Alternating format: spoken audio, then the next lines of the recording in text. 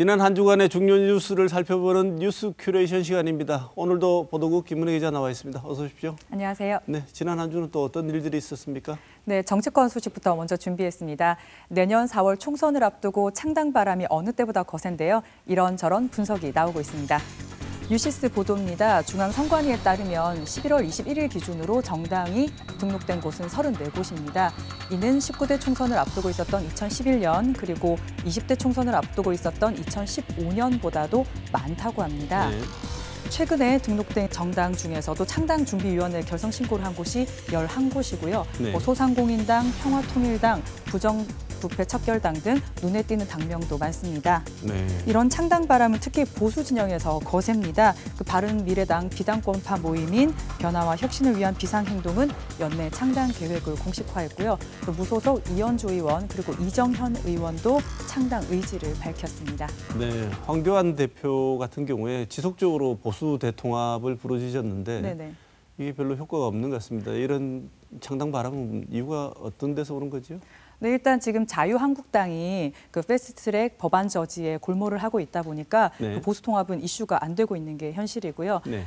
연동형 비례대표제를 노렸다거나 네. 몸값을 키우기 위한 포석이라는 게 분석이 많습니다. 네. 선거법이 개정돼서 연동형 비례대표제가 도입이 되면 소수 정당도 국회의원을 배출할 수 있거든요. 그리고 또 한편으로는 선거를 앞두고 한국당과 연대를 해야 되는 상황이 왔을 때 본인의 몸값을 높이기 위해서 이런 창당 바람이 불고 있다. 네. 이런 분석이 있습니다. 나경원 자유한국당 원내대표가 이 점을 정당 난립, 국회 분열, 정치권 혼란 네, 연동형 비례대표제 폐해라고 얘기를 했습니다. 지금도 정당다운 정당이 몇 개나 있느냐, 현재도 국회가 떴다방 다당제 수준이다 이렇게 말을 했다고 하는데요. 네. 물론 정당이 우후죽순 난립하면서 유권자들이 혼란을 느낄 수도 있겠습니다만 이 수가 중요한 게 아니라 질이 중요하다는 거 정치권이 한번 되돌아봤으면 좋겠습니다. 자, 다음 소식 전해주시죠. 네, 스크린 독과점 논란 속에 겨울왕국2가 국내에서도 흥행하고 있습니다. 5년 만에 겨울왕국 열풍이 다시 불기 시작했습니다. 지난달 21일 개봉 이후에 1일 최다 관객 기록까지 세웠는데요. 영화만 흥행하는 게 아니라 문구, 의류 같은 출시된 상품만 70여 개 브랜드에서 1000여 종이 넘습니다. 네. 그런데 이번 겨울왕국2의 흥행 요인은 뭐라고 분석할 수 있을까요? 네, 본편보다 나은 속편이 없다 이런 얘기도 있고 감상이야 개인차가 크겠지만 좀 분석을 해보면요. 1편 레리꼬 같은 킬링송은 없지만 영상미가 꽤 높아졌다 이런 분석이 있습니다. 네. 그리고 모험을 통한 두 자매의 성장 그리고 가족 간의 사랑이 중심이 된 스토리가 좋다 이런 분석이 있습니다. 네. 또 공주는 드레스만 입어야 한다 이런 편견이 디즈니 영화들을 쭉 보면 생기곤 하잖아요. 네. 그런데 이번에는 엘사가 드레스와 장신구를 벗어놓고 바지 차림으로 모험을 떠나는 장면이 이 달라진 공주, 여성의 이미지를 보여준 점도 의미가 있다. 이런 분석도 있습니다. 네, 그런데 이런 흥행의 한편에는 스크린 독과점에 대한 문제 제기도 역시 있지 않습니까? 일일 최대 관객 동원 기록 갱신 이런 거의 뒤편에는 거의 상영관을 싹쓸이하다시피 하는 이런 현상들이 뒷받침이 되기 때문에 일어난 일인 것 같은데. 네, 그렇습니다. 네. 이 지적은 어떻게 생각하시나요? 예, 개봉 첫 주 일요일 기준으로 네. 겨울왕국2는 최고 상영 점유율과 좌석 점유율이 각각 73.4%, 79.4%였습니다. 네. 올해 개봉했던 어벤져스가 80%대였거든요. 네. 그 다음으로 가장 높았습니다. 세계일보는 어린이도 부모도 좋아하는 영화인데 꼭 스크린을 독과점하면서 이렇게 단기간 매출을 올려야겠냐는 블랙머니 정지영 감독의 네. 말을 인용을 하면서 스크린 독과점 문제를 짚었습니다. 영화 다양성 확보와 독과점 해소를 위한 영화인 대책위원회에 따르면요. 프랑스는 복합 영화관에서 한 영화가 상영할 수 있는 스크린 수가 최다 4개라고 합니다. 프랑스 영화법처럼 다양성과 공정한 영화 산업 환경을 조성할 수 있는 실질적인 대책이 시행돼야 한다. 이게 영화인들의 요구인데요. 볼 권리냐, 스크린 독과점 방지냐 한 번쯤 생각해 볼 대목 같습니다. 네, 어쨌든 취향을 단순화하는 것은 전체적인 문화의 풍부함을 위해서는 치명적인 것이니까요. 이 점도 한번 고려했으면 좋겠습니다. 네, 다음 소식 전해주시죠. 네, 4대강 보호 개방을 둘러싼 논란을 잠재울 만한 연구 결과가 나왔습니다. 이런 유의미한 연구 결과가 그러나 낙동강에는 무의미한 게 현실입니다. 이명박 정부가 한강과 낙동강 등 4대강 생태 복원을 하겠다면서 보를 만들었습니다. 당군 이래 최대 토목 사업이라는 수식이 붙었지만 네. 사실 녹조락대라는 신조어까지 그렇죠. 만들었습니다. 환경부에 따르면 4대강 보가 건설된 2013년부터 2017년까지 5년간 여름철 평균 녹조 발생량은 낙동강이 16,000여 개, 그리고 금강은 4,800여 개, 영산강은 4,600여 개였습니다. 영산강, 금강보다 낙동강이 2배 이상 높습니다. 네. 올해 같은 경우에 낙동강은 2만 1,000여 개를 기록해서 5년 평균 발생량보다 훨씬 높았습니다. 반면에 금강과 영산강은 눈에 띄게 줄었거든요. 네. 금강은 보수문을 100% 그리고 영산강은 50% 열었기 때문입니다.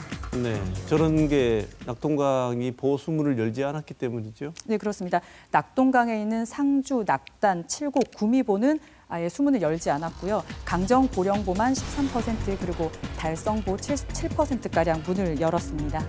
뭐 보조금을 못 받는다 이런 얘기가 있어서 정부가 그래도 지원을 해줄 테니까 문을 열어라고 했는데 여전히 낙동강은 열고 있지 않은 것이죠. 네, 당시에 국비 신청을 한 지자체가 아무도 없었는데요. 네. 당시에 이제 국비 하는데도 양수시설 개선 교부세를 안 받는 건 결국 정부 정치권 눈치 보기다 이런 비판이 많았습니다. 네. 6개월 정도 지났지만 여전히 상황은 변한 게 없습니다. 그래서 이번에 이 연구 결과가 나온 만큼 정부가 1년 동안 미뤄왔던 낙동강 보 처리 방안에 대책을 마련해야 한다 이런 목소리가 있습니다. 네. 환경 관련 시민단체 이야기 직접 들어보시겠습니다. 네. 그거를 설득하거나 또 논리적으로 해설을 하지 않고 이렇게 정치적인 이유로 반대하는 것에 좀 너무 방관하고 있는 것 아닌가 하는 우려도 있거든요. 고인물은 썩는다는 건 누구나 다 아는 사실이잖아요. 정치적 입장을 떠나서 환경부터 먼저 생각해보면 좋을 것 같습니다. 네, 썩어가는 강물이 정치적 신념으로 되살아나지는 않지 않습니까? 네. 다음 소식 전해주시죠. 네. 대구가 신성장 동력으로 물산업을 꼽고 공을 들이고 있는데요. 최근 한국물기술인증원이 대구에 문을 열어서 주목받고 있습니다. 환경부 산하 한국물기술인증원은 국내 유일의 물 관련 인증 전문기관입니다. 원장 선임 등이 지연되기도 했는데요. 유치 반년 만인 지난달 26일에 개원을 했습니다. 물기술인증원은 물 분야 자재와 제품 그리고 정수기 등의 인검증 업무를 합니다. 그리고 내년부터는 정수기 품질 검사와 수처리제 위생 안전 인증 등 인증 업무를 점차 확대할 계획입니다. 네. 물산업 클러스터의 핵심인 이 물기술인증원 운영이 본격화하면서 이 물산업 클러스터는 제품 개발 그리고 인검증, 국내외 시장 진출까지 이 원스톱 지원 체계를 갖추게 됐습니다. 네. 지난 6월에 문을 연 물산업 클러스터는 현재 50%의 분양률을 보이고 있는 가운데 27개 기업이 입주를 해 있고요. 940명이 넘는 고용 창출 효과를 냈습니다. 물기술인증원이 대구의 물산업을 신성장 동력으로 이끌 수 있는 제 역할을 할 수 있을지 기대해 봅니다. 지금까지 이번 주 주목할 만한 뉴스 짚어봤습니다.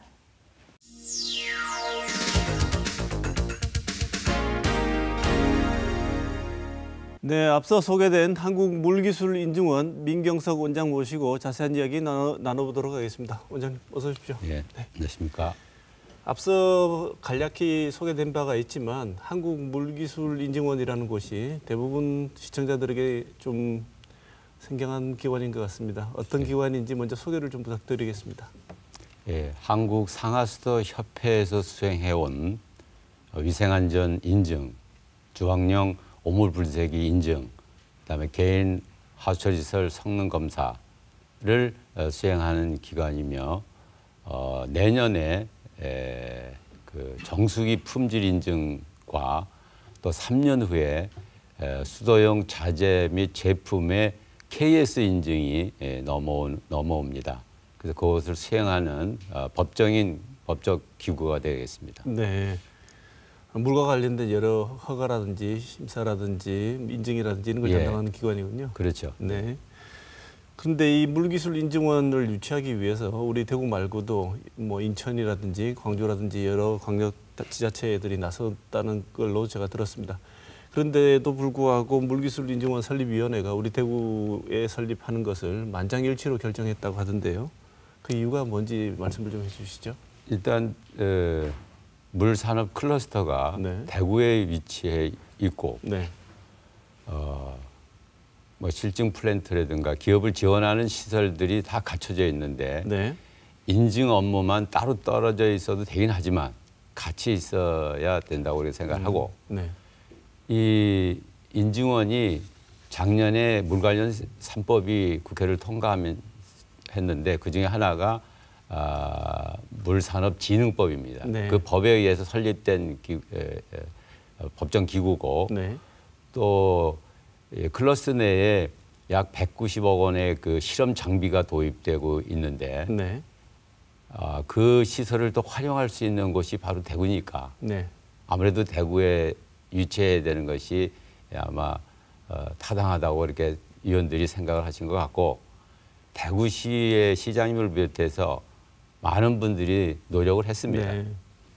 그런데 이제 물에 대해서 21세기의 금이라는 얘기도 있고요. 앞으로 그 물산업은 일종의 미래 성장 동력 중에 하나로 꼽히고도 있는데 이 앞으로 그러니까 그만큼 경쟁도 치열하고 이게 중요하다고 대두되고 있는 상황인 것 같습니다.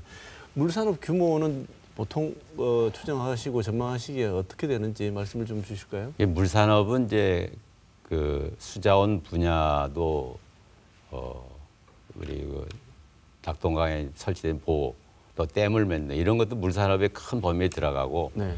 미세먼지도 물에 의해서 처리하니까 또 그것도 물. 네. 물산업은 굉장히 범위가 넓은데 네. 이게 전 세계적으로 통계 잡기가 쉽지 않은 것 같습니다. 네. 그럼에도 불구하고 GWI라고 그 기관에서 주로 상하수도를 기준으로 한 물산업, 네. 물론 거기에도 정수기가 포함됩니다만 그것이 대략 한 800조 규모로 돼서 반도체의 한 2배 정도 수준인 것으로 되어 있습니다. 엄청나군요. 예. 네. 우리나라 규모는 대략 한 20조 정도 이렇게 추측하고 있는데 네. 지금 그 큰 세계 물 시장이 매년 뭐 3 내지 4%가 성장하고 있고 네. 또 잘 아시는 바와 같이 기후 변화에 의해서 극한 가뭄이 또 홍수 문제 네. 뭐 이렇기 때문에 아마 물의 관리라는 것은 상당히 이제 점점 더 중요한 것 같아서 네. 아마 그것이 더 커질 거로 이렇게 생각을 합니다만 세계 그 넓은 시장을 저희들이 진출해야 되는데 네. 진출하려면은 기술 개발해야 되고요. 네. 또 인증을 받아야 되고 네. 그 다음에 이제 실증 플랜트를 거쳐야 되고 네. 그래서 국내 시장을 가고 그다음에 해외 시장을 진출하는 그런 단계를 가져야 되는데 네. 그런 것들이 물산업 클러스터에 이제 다 갖춰졌다고 보는 거죠. 왜냐하면 인증원이 들어오니까 두 네. 번째 것이 이제 그 해결됐으니까. 네. 그래서 하드웨어적인 것은 지금 다 갖췄다고 이렇게 보고 있습니다. 네. 근데 우리 물기술 인증원이 지금 개원됨으로써 국가 물산업 클러스터라고 말하는 교수님 잠깐 말씀 주셨던 그 내용들 여러 가지 부분들이 이제 시너지 효과를 비로소 낼 수 있는 기초적인 인프라가 갖춰졌다 이런 얘기를 네. 이제 방금 주셨습니다. 앞으로 물산업 발전을 위해서 우리 그 원이라든지 뭐 우리 대구 경북 지역이든 또는 정부든 어떤 노력을 기울여야 되고 어떤 방향으로 나가야 될지 말씀 좀 주실까요? 예. 물산업을 그 전문을 하는 기업들이 주로 중소기업이다 보니까 네. 그 중소기업이 자체적으로 그 기술 개발하는 데는 한계가 있습니다. 네. 전문성 문제와 또 R&D 자금 문제가 걸려 있기 때문에 지금 물산업 클러스터에 입주해 있는 기업과 또 우리나라 국내 물기업들이 해외 진출을 갈망하고 있는데 해외 네. 진출은 그렇게 쉽지만은 않습니다. 네. 차근차근히 저희들이 준비를 해야 됩니다. 그 준비하는 첫 번째 단계가 물산업 클러스터입니다. 네. 예, 그래서 그 중소기업들의 R&D 문제를 그 클러스터와 저희 인증원이 합해서 기업들의 그 R&D 기획 단계부터 참여해서 네. 성공적으로 갈 수 있도록 그렇게 준비하고자 하는 것이 우리 기술원의 네. 그 목표이기도 하고요. 네. 그래서 환경부와 또 대구시의 적극적인 그 노력으로 R&D 자금이 200억 가량이 이제 내년에 좀 처음 시작을 하는데 네. 그것이 좀 잘 해결될 수 있도록 뭐 국회의원님들이라든가 정부 당국자들이 더 많이 노력해 주시고 대구 시민들이 많은 그 관심을 가지고 호응을 해 주셔야만 네. 가능하지 않나 이렇게 생각합니다. 네. 오늘 이 자리가 그런 홍보의 시발점이 되어서 보다 많은 대구 경북 지역의 우리 시민들께서도 이 물산업이 얼마나 중요하고 또 큰 산업인가에 대해서 관심을 가지고 우리 진흥원에 대해서 정말 그 인증원에 대해서 관심을 많이 가지고 또 했으면 하는 바람이 저도 있습니다. 네, 고맙습니다. 고맙습니다.